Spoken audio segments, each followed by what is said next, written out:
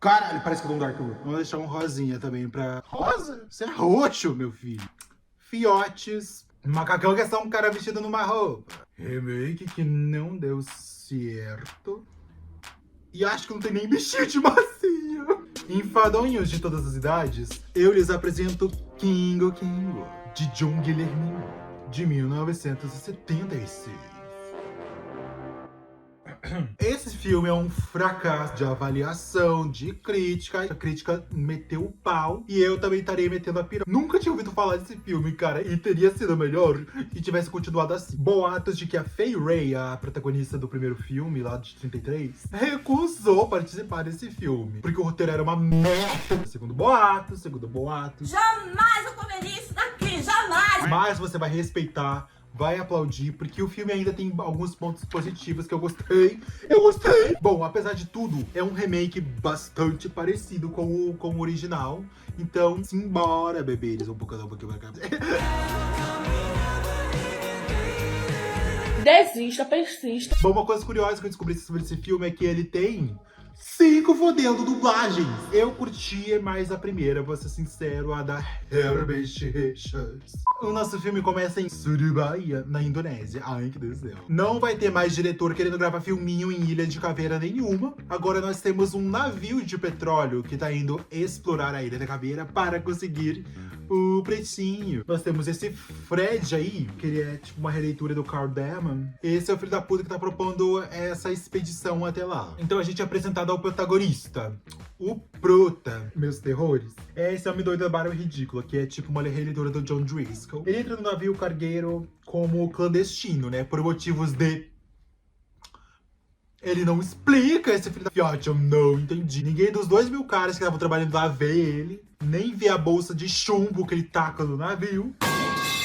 E a gente já parte logo de início, né? Pra não perder tempo. Numa cena muito foda, depois de uma tempestade muito fodida, eles explicam que essa ilha é em formato de caveira dessa vez. Acho que do primeiro filme não era em formato de caveira, mas essa ilha da caveira, ela é coberta por uma névoa, que é provocada pelos depósitos de petróleo em abundância, segundo esse outro chola. E aí o homem doido da Barba Ridícula, que se chama Jack, não bastasse ser a porra de um intruso ali, clandestino, ele interrompe a apresentação. Não qualquer apresentação, mas a apresentação dos chefões do navio. Meu bebê, não. E diz que a névoa poderia ser causada pela respiração de animais ridiculamente enormes. From thy wedding with the creature who touches heaven, Lady God preserve thee. Então ele é descoberto, né, meus caras?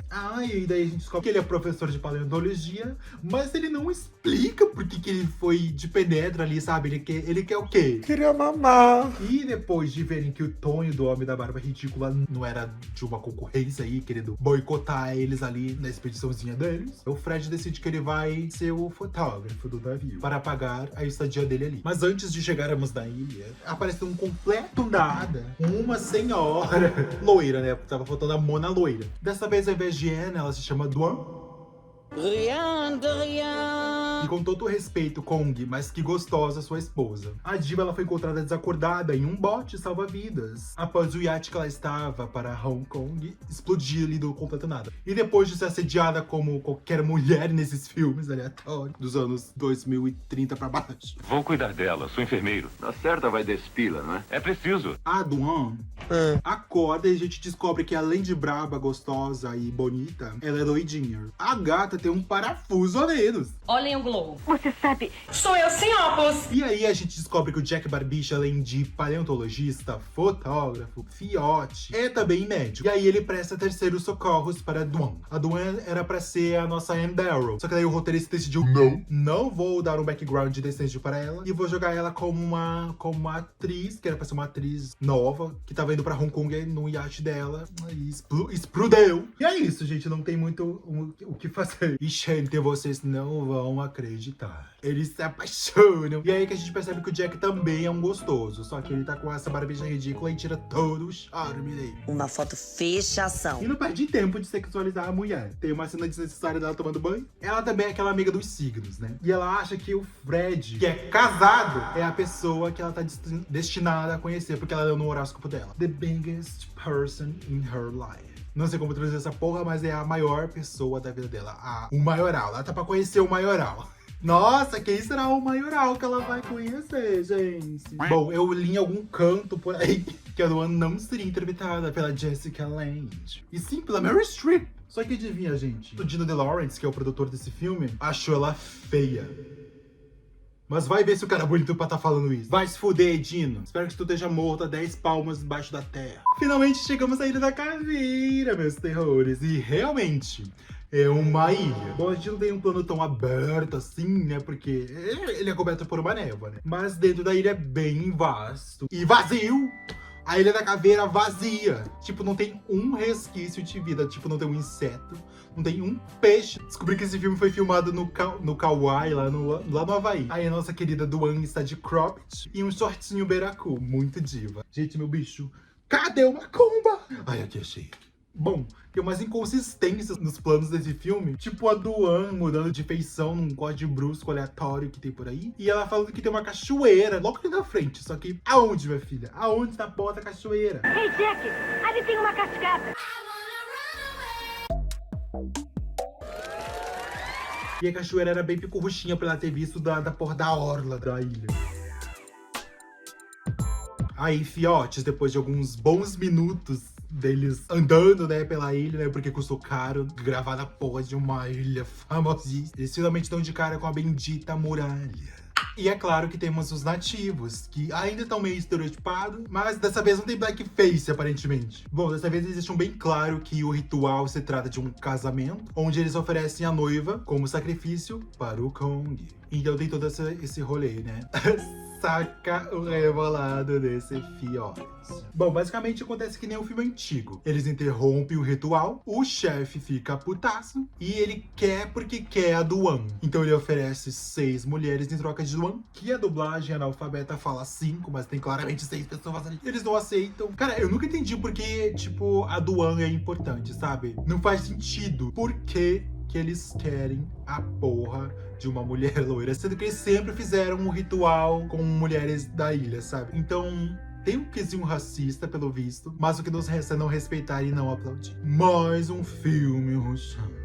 Obviamente, eles recusam e acabam voltando para o navio depois de um leve desentendimento. Só que os filhos da puta acham o petróleo. Eles avistam uma pocinha ali com um bagulho de gosmento preto e estão pretendendo invadir a porra da ilha. Mas o Jackzinho tem um cozinho tão bicudo, o que ele quer impedir, né? Obviamente. Ele tá preocupado com o meio ambiente. Foda-se os nativos. A Duan estava lá. Então os nativos voltam para o navios para sequestrar a Duan da forma mais tosca possível. Enquanto a diva estava lá servindo cante, fumando com seu tobzinho, especulando o signo de todo mundo que ela vê pela frente. E ela sempre solta que é Ares. Realmente não deveria ter esta noite. Não é uma boa noite para quem é de Ares.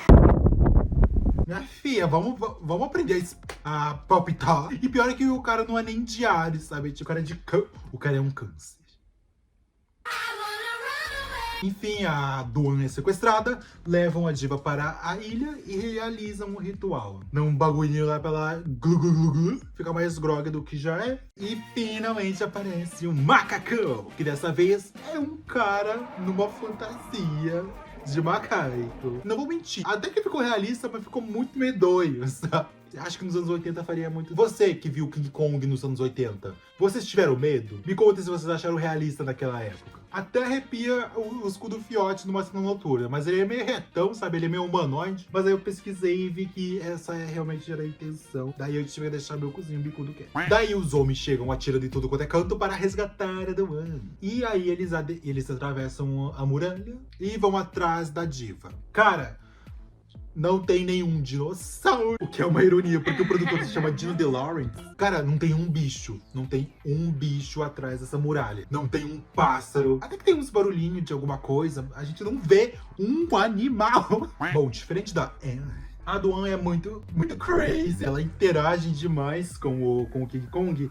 Ela chega até a bater no Dio. Quer me devorar? Anda, come! Você tá achando o quê? E meio que começou a criar uma amizade, mas a gente vê que o King Kong, na real, ele quer comer a Doan. Sinto muito, mas ele fica de pau duro toda vez que ele olha pra Doan com essa cara toda esquisita, troncha dele. Qual é o seu signo? Aposto que você é de Ares, não é? Os efeitos deles são meio estranhos, né? Do nada você repara uma televisão refletindo no olho do bicho, a Doan se suja e o King Kong leva ela para tomar banho. E vira um secador para Diva. A Doan faz esses carões, tipo, filha. Ah, não dá, gente. É muito estranho. Finalmente a equipe de busca encontra o King Kong. Deverias estar aqui. Cheguei! E eles precisam atravessar uma ponte de madeira, exatamente como o primeiro filme. Temos eles caindo num chroma key fantasma tenebroso. Todo mundo morre, né? Menos o Jack e o Bon, que é o único preto dos tripulantes. Às vezes a gente quebra uns tabus, porque geralmente o preto do grupo é sempre o primeiro a morrer. O Bon volta lá pra morar e o Jack vai atrás do Kengo. E é claro que o filme ia sexualizar ainda mais a Doan. Eles mantiveram aquela cena do filme de 33 em que o King Kong tira um pedaço da roupa da Anne com essa cara tenebrosa. É, gente, não tem como questionar, o homem realmente vinha do macaco. Depois dessa cena merda, o Kengo tem uma briga furreca com o único outro bicho que se vê nesse filme, que é uma cobra de borracha. Ai, gente, muito paia, sabe? Ai, muito bicoso não ter bicho nenhum nessa ilha, sabe? Não aceito. Não aceito. Daí a Doan aproveita a briga do King Kong com a cobra para fugir. E essa cobra morre do jeito mais macabro que eu já tinha visto num filme antigo. É muito visual, sabe? Tipo, o nosso querido Fred descobre que o petróleo que eles acharam, na verdade, ainda não era petróleo. Ele precisava passar por um processo de 10 mil anos para aí vir a se tornar petróleo. Então não era petróleo, era alguma coisa. Então eles estavam meio que fodidos, porque a viagem foi em vão. Aí eles vão voltar de bons abanando? Claro que não, fiote. Eles vão capturar o King Kong para virar atração da empresa de petróleo. Tipo, fiote, eu não vou comprar gasolina da tua empresa se você tá usando como garota propaganda um macaco de 3 metros sequestrado de uma ilha. Bebê, não. Aí eles montam lá uma armadilha toda fodida para capturar o monstrengo. A Doan e o Jack finalmente chegam, só que eles fecham o portão. Eu nunca entendi também, eles querem capturar o bicho, só que eles trancam o portão, sabe? Vamos parar um pouquinho de fazer o quadradinho de quadro e pensar. O bicho é capturado, cai lá na armadilha. E na ida até o continente, a gente percebe que a Doan já tá rendida ao macacão, a ponto de se ameaçar jogar na prisão que o Divo tava. Pare! Senão eu pulo!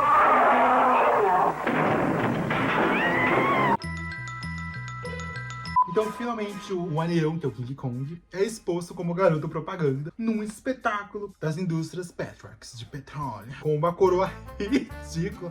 Senhor, não sei. Esse filme é muito brega. É muito anos 80, sabe? Esse é King Kong da Petrox! Gente, vocês não vão acreditar no que acontece agora. O King Kong escapa dessa prisão ridícula de inox, parecendo um sarcófago, após eles ensinarem ali meio que o sacrifício da ilha. Não sei por que eles começam a ver um monte de fotógrafo do nada pra emborrecer a Doan, que tá ali, que diz que gosta do King Kong, mas tá ali pra ganhar dinheiro, virar estrela às custas de um animal em cárcere. Mas antes, meus queridos, a gente precisa ver esses takes onde o macacão é do nada substituído por um animatrônico que destoa completamente da fantasia que o cara tá usando, sabe? Tipo, eu não sei porque não quiseram usar chroma key agora. Essa sou eu com óculos. E essa sou eu sem óculos. Bom, o Fred tem uma das mortes mais anticlimáticas desse filme, né? Porra, depois que o King Kong escapa, ele é esmagado.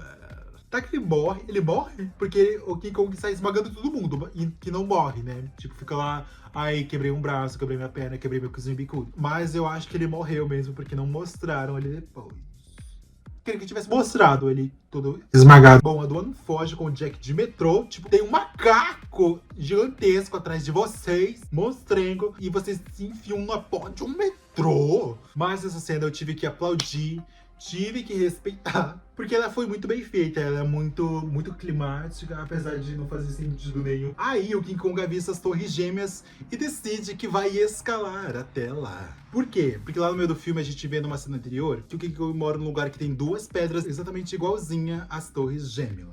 Neste conto que mês é hoje. Ai, juro, confesso que o Guilhermin tava com o cu assado pra pensar numa analogia dessas, gente. Bom, daí depois de tomar o choquinho, o King Kong encontra finalmente a Duan, que não consegue emitir um som pra pedir ajuda, sabe? Tipo, mana. E finalmente escala as torres gêmeas. Gente, não dá. Essa sequência é muito grotesca. Primeiro, o King Kong, ele é atacado por caras com lança-chamas. E daí depois ele é fuzilado por alguns aviões que estavam com umas metralhadoras. E sai muito sangue, é tipo muito gráfico. Daí depois a gente até agradece que não tem mais dinossauro, né? Porque ia ser uma morte grotesca pra cada bicho que ele matasse. E depois de ser fuzilado, queimado, ele cai do prédio de uma forma ainda mais tosca que o primeiro filme. Ele cai de um chroma key muito mal feito, sabe? Muito mal feito. Eu queria que o cara que tivesse tipo fantasia se jogasse do prédio pra ficar mais realista. E ele não tinha exatamente morrido quando ele se choca no chão e já enche de repórteres por todo canto que sobem no bicho vivo. E só quando a Duan se teleporta lá pra baixo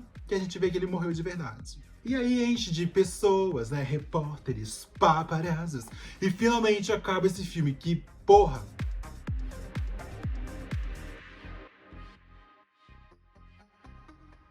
Gente, eu dei uma estrela no Letterboxd. É isso, meus terrores, não tenho muito pra falar. Eu amei a Duan, que ela é muito doida, muito bêbada. Jessica Lange é uma atriz. É o primeiro filme dela, eu acho, se não me engano. Pena que foi essa bomba. O King Kong, ele deu um upgrade ali nos efeitos especiais, mas ainda é muito grotesco. Confesso. Eu só queria saber por que o King Kong tem cachumba na porra da capa desse filme. Com um tronco quadradão. E ainda ele é gigantesco, né? Ele tá com uma pata numa torre gêmea e com a outra pata na torre gêmea 2. Sendo que no filme ele é um anão. Um anão bombado, né? Porque... Mas é isso, meus terrores. Gente, confesso que eu dei uma estrelinha lá no Letterboxd, mas reassistindo, eu até que curti. É um dos filmes já feitos? É um dos filmes já feitos. Não funciona como King Kong, não funciona como King Kong. É isso, meus terrores. Até a próxima. E eu acho que tem uma versão estendida desse filme e eu vou fazer um outro vídeo comentando as cenas estendidas. Joguei essa bomba na mão de vocês. Sejam pseudo-cinéfilos. Gente, minha nossa, eu tô acabadíssimo.